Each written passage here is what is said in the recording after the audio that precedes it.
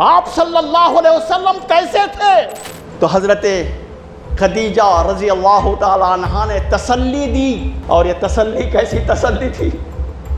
نبی صلی اللہ علیہ وسلم فرماتے ہیں کہ خدا کی قسم رسول اکرم صلی اللہ علیہ وسلم کا چہرہ اس 14ویں رات کے چاند سے کہیں زیادہ خوبرو اور خوبصورت ہے۔ مسلمانوں کو کیسا رہنا چاہیے؟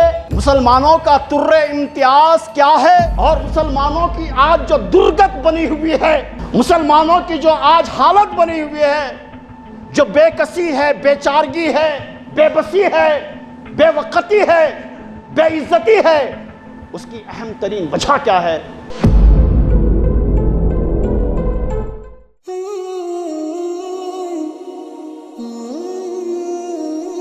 السلام علیکم ورحمۃ اللہ وبرکاتہ۔ ساری تعریفیں اللہ بزرگ و برتر کے لیے سزاوار ہیں۔ درود و سلام ہو تمام انبیاء علیہم السلام پر، بالخصوص خاتم النبیین احمد مجتبیٰ محمد الرسول اللہ صلی اللہ علیہ وسلم پر۔ بزرگوں، دوستو، ربیع الاول کا مہینہ جاری ہے۔ گزشتہ 2 جمعہ میں ہم نے بعثت مقصد رسول اکرم صلی اللہ علیہ وسلم اور پھر اظہار محبت رسول صلی اللہ علیہ وسلم کے آداب پر گفتگو کی، کیونکہ وہ بے حد ضروری تھا۔ میلاد کے جلسے اور جلوس کی آمد تھی، اس لیے اظہار محبت رسول صلی اللہ علیہ وسلم کے آداب کو معلوم کرنا بے حد ضروری تھا۔ یاد دہانی کے طور پر کچھ باتیں عرض کی گئیں۔ آج ہمارے رسول پاک صلی اللہ علیہ وسلم کیسے تھے، اس پر ہم مختصراً گفتگو کریں گے۔ سب سے پہلے ہمارے شعراء کرام نے کیا کہا؟ علامہ اقبال نے کہا وہ دانائے سبل کیسے تھے؟ وہ دانائے سبل مولائے کل ختم الرسل، جس نے غبار راہ کو بخشا فروغ وادی سینا۔ نگاہ عشق و مستی میں وہی اول، وہی آخر، وہی قرآن، وہی فرقان، وہی یاسین، وہی طٰہٰ صلی اللہ علیہ وسلم۔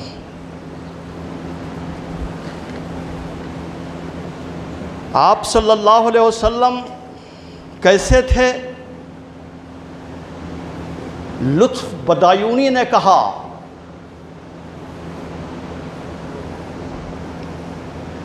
کہ رخ مصطفیٰ ہے وہ آئینہ، رخ مصطفیٰ ہے وہ آئینہ کہ اب ایسا دوسرا آئینہ نہ ہماری بزم خیال میں، نہ دکان آئینہ ساز میں، نہ دکان آئینہ ساز میں۔ آپ صلی اللہ علیہ وسلم کیسے تھے؟ بلغ العلا بکمالہ، وہ اپنے کمال میں اپنے انتہائی بلندی تک پہنچ گئے۔ کشف الدجا بجمالہ، ان کے جمال کی جگمگاہٹ سے سارے اندھیرے چھٹ گئے۔ حسنت جمیع خصالہ، ان کی ہر خصلت حسن کا پیکر بن گئی۔ صلو علیہ وآلہ، آپ پر اور آپ کی آل پر درود بھیجو صلی اللہ علیہ وسلم۔ پھر آپ صلی اللہ علیہ وسلم کیسے تھے؟ کیا آپ کی ثنا، آپ کی تعریف بیان کی جا سکتی ہے؟ شاہ عبدالعزیز محدث دہلوی رحمت اللہ علیہ یہ وہ خانوادہ ہے جو ہمارے ملک میں علم حدیث کو لانے والا. وہ کہتے ہیں لا يمكن الثناء کما کان حقہ، آپ کی ثنا کا حق ادا کرنا، آپ کی تعریف کا حق ادا کرنا یہ ممکن نہیں ہے. کیوں؟ بعدس خدا بزرگ توئی قصہ مختصر. قصہ مختصر یہ ہے کہ خدا کے بعد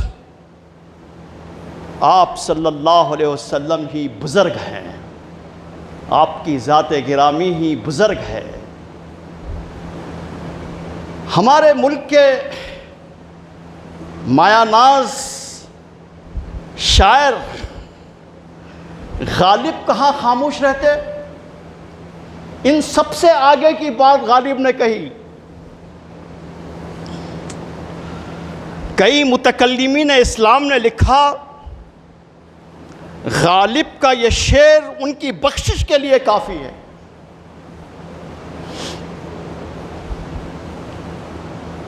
سیرت کی ایک کتاب ہے محسن انسانیت صلی اللہ علیہ وسلم، اس کے دیباچے میں سرے ورق پر یہ شعر ہے. غالب کہتے ہیں غالب ثنائے خواجہ بایزداں گذاشتیم. غالب ہم نے خواجہ یعنی محمد صلی اللہ علیہ وسلم، محمد صلی اللہ علیہ وسلم کو خواجہ بھی کہتے ہیں. محمد صلی اللہ علیہ وسلم کی مداح کو، آپ کی تعریف کو ہم خدا پر چھوڑ دیا ہے. ہم نے کہاں ذات پاک مرتبہ دانے محمد آست، وہی ذات پاک ہے جو محمد صلی اللہ علیہ وسلم کے مقام اور مرتبہ سے واقف ہے. آپ کی زبانیں گونگ ہو جائیں گی، آپ کے قلم سوکھ جائیں گے، آپ کی سیاہی ختم ہو جائے گی، خرطاس و قلم ختم ہو جائیں گے، لیکن آپ کی تعریف بیان کرنا ممکن نہیں ہے. اس لیے غالب نے اللہ پر چھوڑ دیا. بہت آگے کا شعر ہے. آپ صلی اللہ علیہ وسلم کی سیرت پاک بڑی خصوصیات کی حامل ہے. آپ صلی اللہ علیہ وسلم کی سیرت پاک میں تاریخیت پائی جاتی ہے، ہسٹوریکل ایویڈنس پائے جاتے ہیں. آپ صلی اللہ علیہ وسلم ہسٹری کے بالکل درخشاں اور چمکتے ہوئے دور میں پیدا ہوئے. آپ کی سیرت میں کاملیت پائی جاتی ہے، آپ کی سیرت میں جامعیت پائی جاتی ہے، کمپریہنسونیس پایا جاتا ہے. آپ کی سیرت میں عملیت پائی جاتی ہے، پریکٹیکیبلٹی پائی جاتی ہے. تاریخیت کا مطلب کیا ہے؟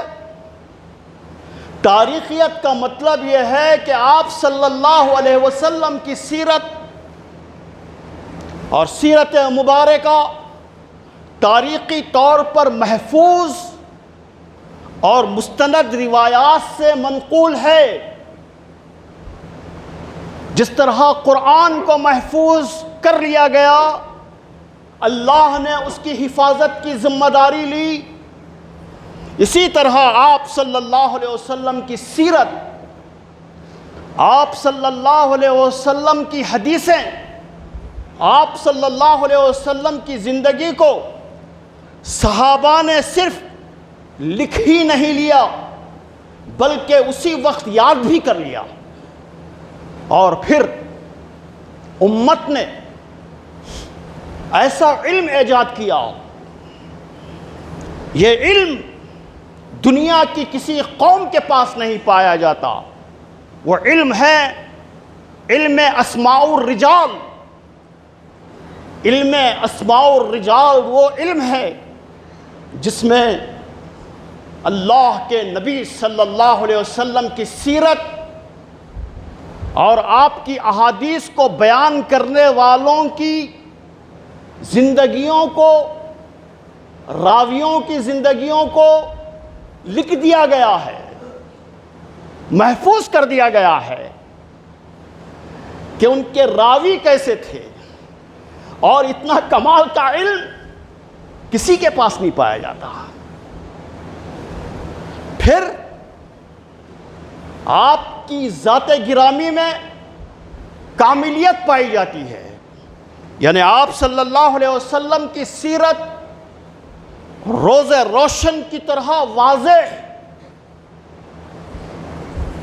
ایکسپلیسٹ،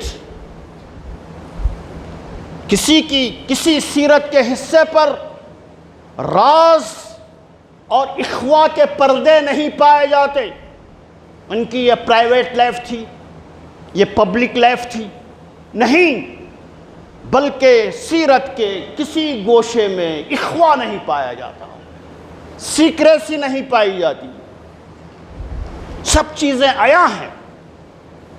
آپ صلی اللہ علیہ وسلم کی سیرت میں جامعیت پائی جاتی ہے، یعنی آپ چونکہ انسانیت کے لیے آپ کو آئیڈیل بنایا گیا، آپ کو نمونہ بنایا گیا، اس لیے اللہ تعالیٰ نے آپ کی سیرت میں ایسی جامعیت رکھی ہے کہ ہر طبقے سے تعلق رکھنے والے کے لیے اس میں عملی نمونہ پایا جاتا ہے۔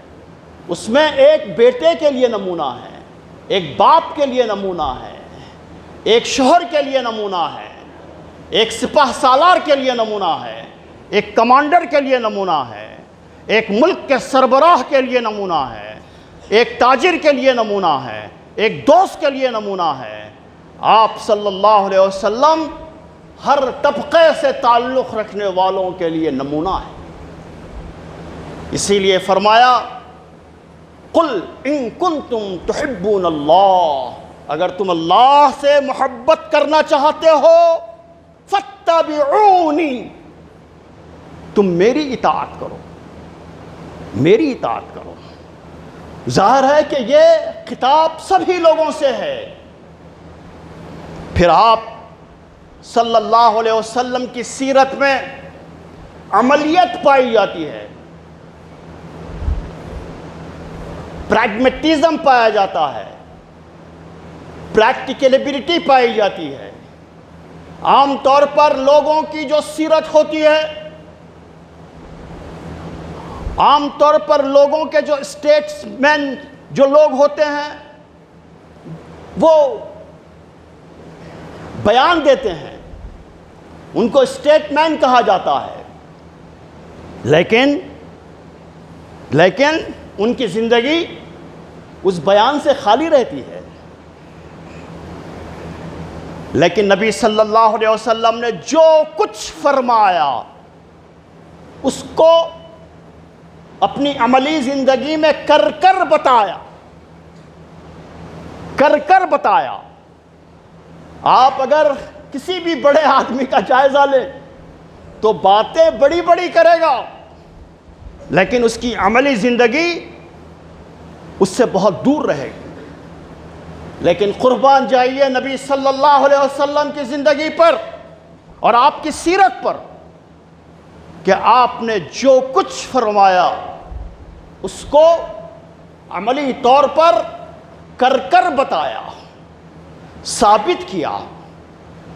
تو اس لیے آپ صلی اللہ علیہ وسلم کی زندگی کے اندر عملیت پائی جاتی ہے۔ آپ صلی اللہ علیہ وسلم کیسے تھے؟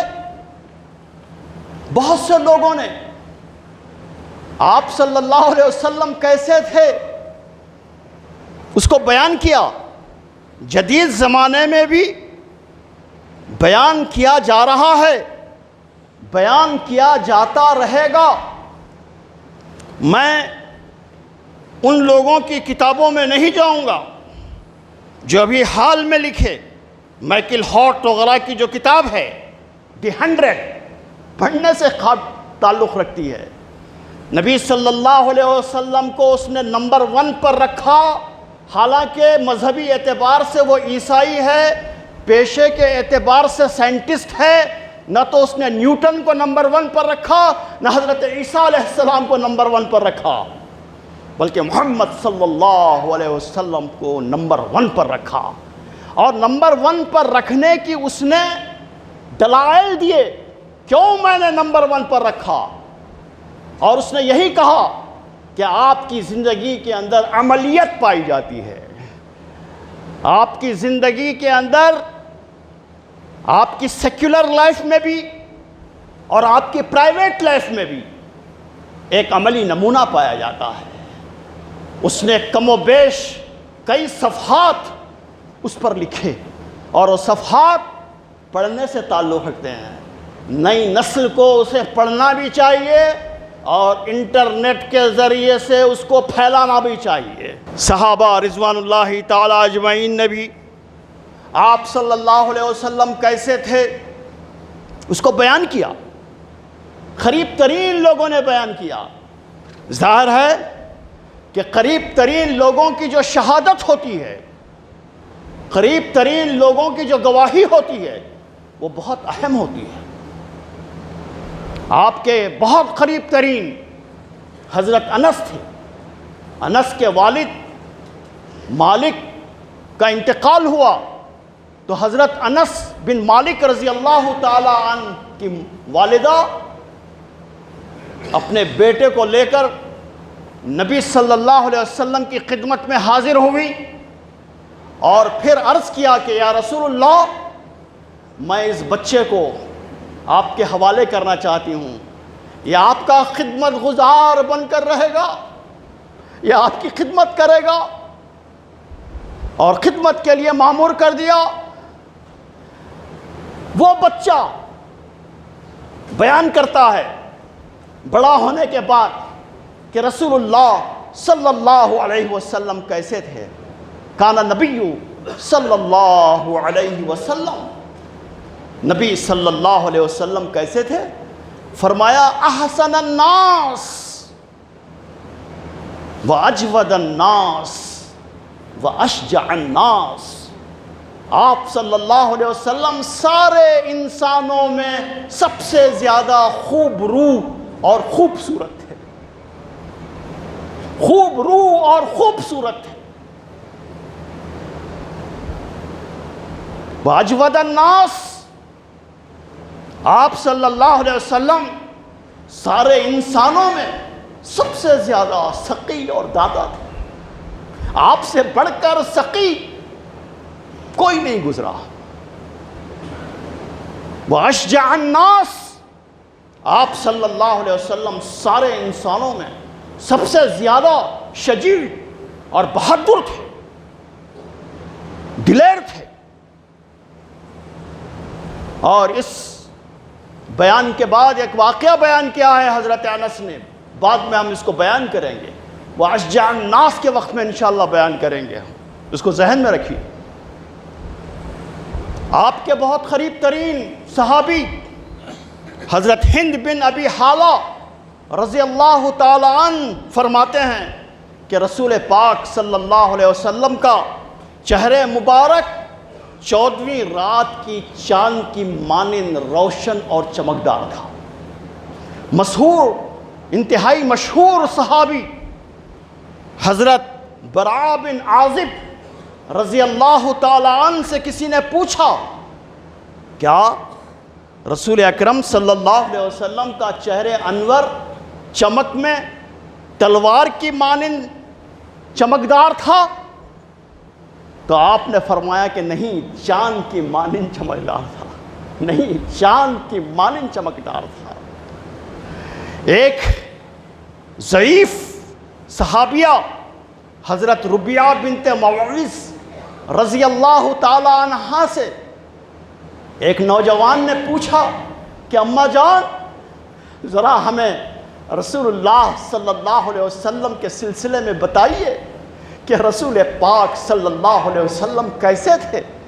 تو فرماتی ہیں کہ بیٹا اگر تم دیکھتے تو دیکھتے ہی رہ جاتے، ایسا محسوس ہوتا تھا کہ آفتاب چمک آیا ہے، آفتاب اتر آیا ہے۔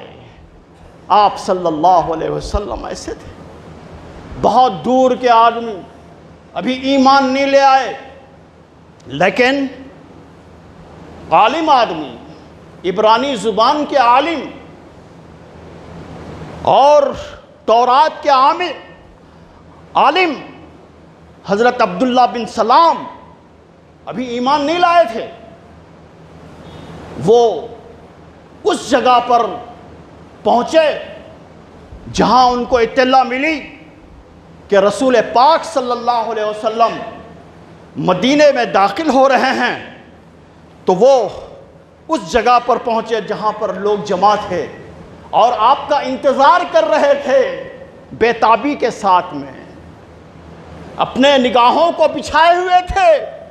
ایسی جگہ پر پہنچے تو حضرت عبداللہ بن سلام کہتے ہیں کہ میں نے کھجور کے درخت کے پتوں کے بیچ میں سے آپ صلی اللہ علیہ وسلم کو دیکھا۔ جب میری پہلی نظر آپ صلی اللہ علیہ وسلم پر پڑی تو میرے دل نے کہا، میری زبان سے نکلا کہ خدا کی قسم یہ جھوٹے کا چہرہ نہیں ہو سکتا، خدا کی قسم یہ جھوٹے کا چہرہ نہیں ہو سکتا۔ یہ دور کے لوگ ہیں اور بھی دور کے لوگ، ان کی شہادت ہے، ان کا بیان ہے کہ ایک مرتبہ ایک قافلہ مدینے میں آیا ہوا تھا مدینے کے کھجور خریدنے کے لیے۔ تو ایک شخص آیا اور اس نے ان کے پاس جو مال تھا اس کا سودا کیا اور یہ کہتا ہوا چلا گیا کہ میں تمہاری قیمت روانہ کر دوں گا، مدینے پہنچ کر بھیج دوں گا۔ اور بات ہو گئی اور وہ شخص چلا گیا۔ جانے کے بعد قافلے کے سردار کو یہ تشویش ہوئی کہ میں کیسا نادان آدمی ہوں کہ میں نے ایسے اجنبی آدمی کے ساتھ میں سودا کیا اور اپنا مال بھی دے دیا، لیکن میں نے کم از کم اس کا نام تک نہیں پوچھا، میں کیسا نادان آدمی ہوں۔ اس تشویش میں وہ قافلے کے درمیان ادھر ادھر بے چینی کے ساتھ میں ٹہل رہا تھا۔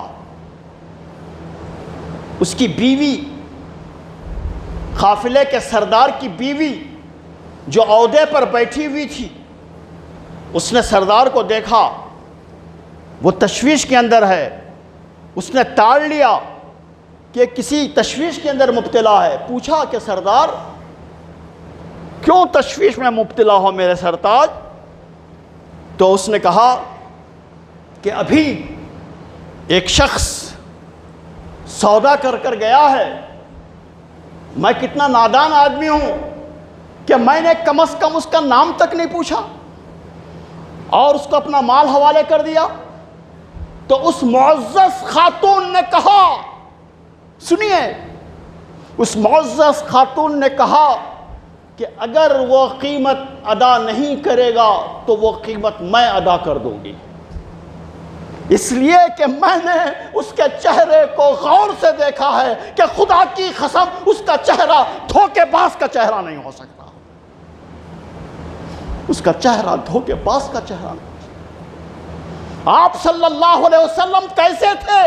امیجن کیجئے، تصور کی دنیا میں جائیے۔ حضرت ابو ہریرہ رضی اللہ تعالیٰ عنہ فرماتے ہیں کہ میں نے رسول اللہ صلی اللہ علیہ وسلم سے پہلے کسی کو آپ سے زیادہ خوبرو اور خوبصورت کسی کو نہیں دیکھا اور آپ کے بعد کسی کو نہیں دیکھا۔ حضرت علی رضی اللہ تعالیٰ عنہ فرماتے ہیں کہ نبی اکرم صلی اللہ علیہ وسلم بہت خوبرو اور خوبصورت تھے۔ حضرت جابر بن سمورہ رضی اللہ تعالیٰ عنہ فرماتے ہیں کہ ایک مرتبہ میں رسول اکرم صلی اللہ علیہ وسلم کی خدمت میں حاضر ہوا۔ شام کا وقت تھا، 14ویں رات کا چاند نمودار ہو چکا تھا اور آپ صحن میں سرخ دھاری والا لباس زیب تن کیے ہوئے پہنے ہوئے بیٹھے ہوئے تھے اور میں آپ کی خدمت میں حاضر ہو رہا تھا تو میں ایک طرف آپ کے چہرے انور کو دیکھتا، دوسری طرف 14ویں رات کے چاند کو دیکھتا، ایک طرف آپ کے چہرے مبارک کو دیکھتا، دوسری طرف 14ویں رات کے چاند کو دیکھتا۔ میرے دل نے کہا، میری زبان نے کہا کہ خدا کی قسم رسول اکرم صلی اللہ علیہ وسلم کا چہرہ اس 14ویں رات کے چاند سے کہیں زیادہ خوبرو اور خوبصورت ہے، چمکدار ہے۔ آپ صلی اللہ علیہ وسلم کیسے تھے؟ آپ صلی اللہ علیہ وسلم خوبرو اور خوبصورت تو تھے ہی، لیکن آپ کی سیرت اس سے بھی کہیں زیادہ درخشاں اور چمکدار تھی، روشن تھی، روشن ہے، تا قیامت رہے گی۔ اگر کوئی آپ پر آپ کی توہین کرتا ہے تو ایسا ہی ہے جیسے چاند پر اگر تھوکا جائے تو اسی پر آ کر گرے گا۔ بالکل اسی طرح رسول اکرم صلی اللہ علیہ وسلم کی سیرت اس سے بھی کہیں زیادہ درخشاں اور چمکدار تھی۔ آپ صلی اللہ علیہ وسلم کے کردار کو، آپ کی سیرت کو، آپ کے خصائص کو، آپ کی خوبیوں کو کس نے بیان کیا؟ سب سے پہلے آپ کی قریب ترین زوجہ محترمہ، آپ کو معلوم ہے کہ بیوی سے بڑھ کر انسان کے قریب اور کوئی نہیں رہتا۔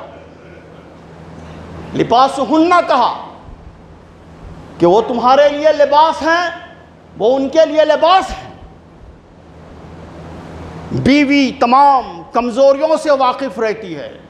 بہت سے اچھے لوگ رہتے ہیں، باہر ان کی تعریفیں ہوتی ہیں لیکن بیوی تعریف نہیں کرتی۔ لیکن وہ بیوی بھی کیسی؟ وہ بیوی ملکۃ التجار، مکے کی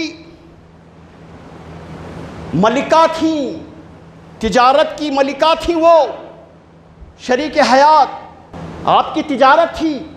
حضرت خدیجۃ الکبریٰ رضی اللہ تعالی عنہا کی تجارت کا مطلب کیا کہیں کرانے کی دکان، چاکلیٹ اور پیپرمیٹ کی دکان تھی؟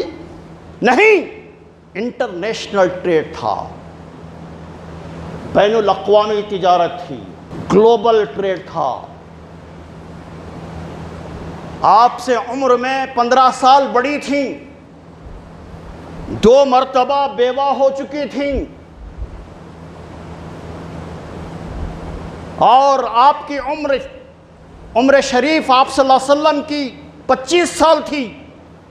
حضرت خدیجہ رضی اللہ تعالی عنہا کی عمر 40 سال تھی۔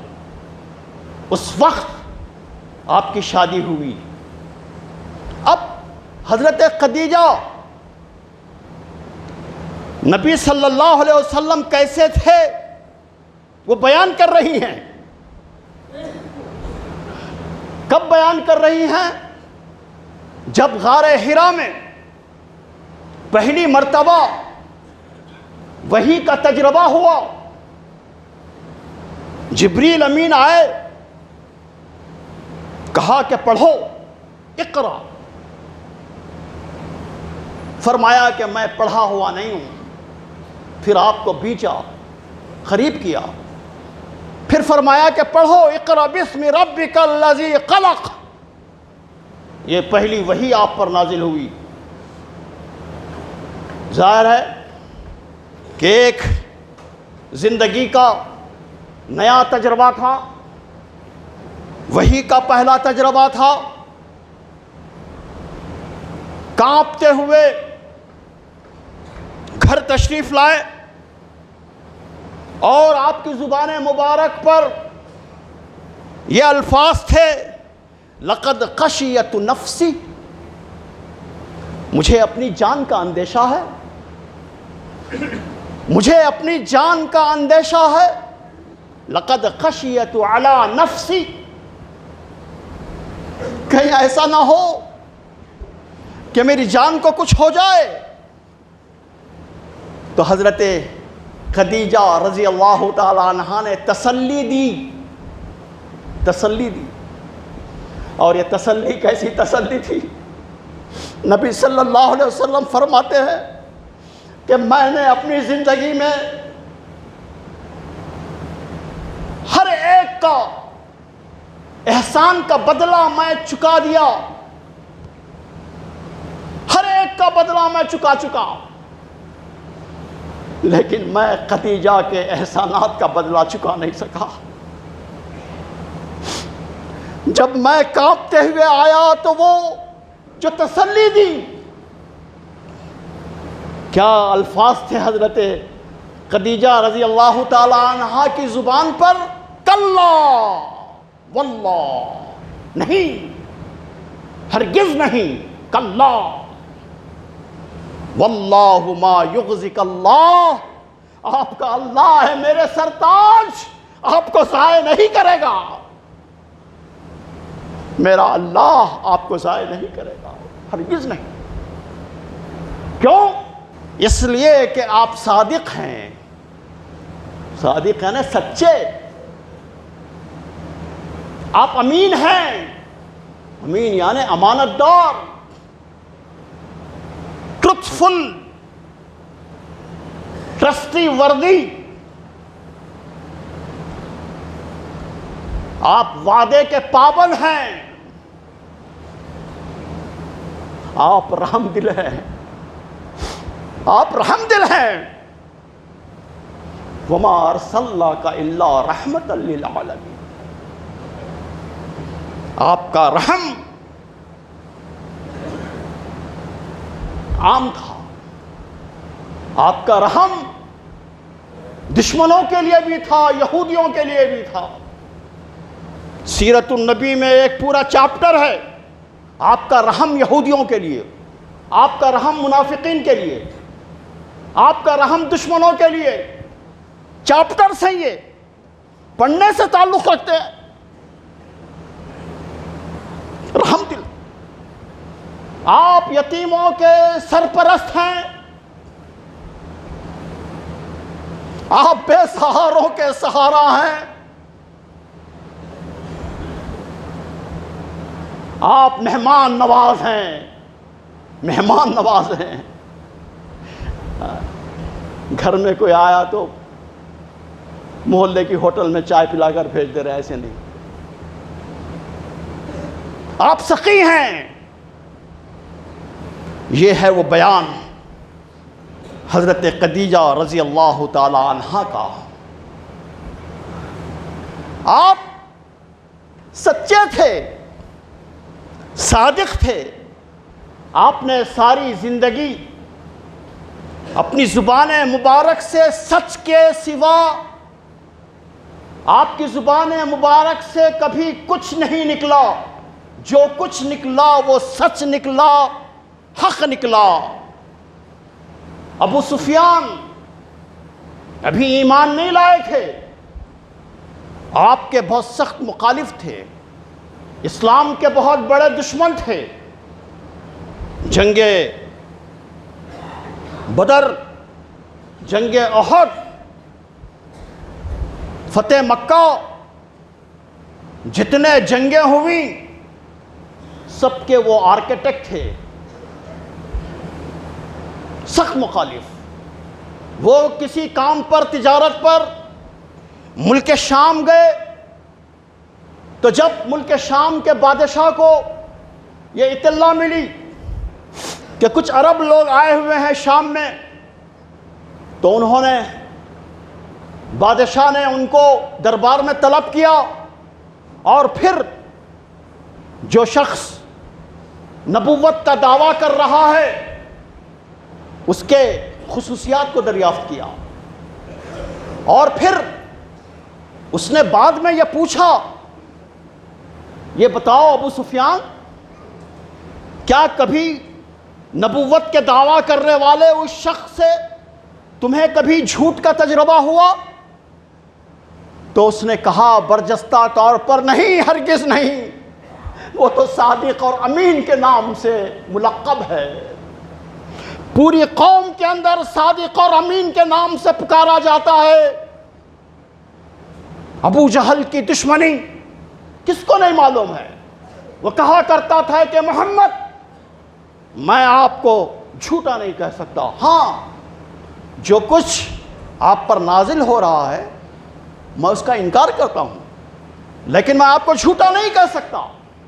انشاءاللہ ہم آپ صلی اللہ علیہ وسلم کیسے تھے، مسلمانوں کو کیسا رہنا چاہیے، مسلمانوں کا تر امتیاز کیا ہے، اور مسلمانوں کی آج جو درگت بنی ہوئی ہے،